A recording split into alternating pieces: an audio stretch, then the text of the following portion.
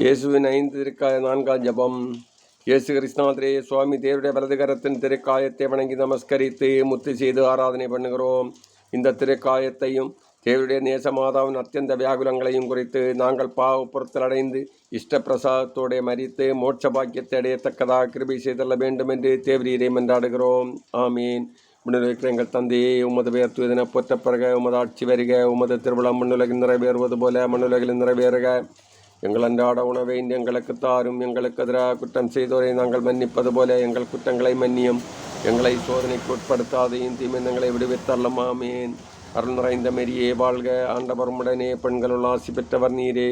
உடைய திருவயிற்றின் கனியாகி இயேசுவும் ஆசி பெற்றவரே. புனித மரியே, இறைவனின் தாயே, பாவிகளாயிருக்கிற எங்களுக்காக இப்பொழுதும் எங்கள் இறப்பின் வேளையிலும் வேண்டிக் கொள்ளும். ஆமீன். தந்தைக்கும் மகனுக்கும் தூயாவியாருக்கும் ஆட்சிமை உண்டாவதாக.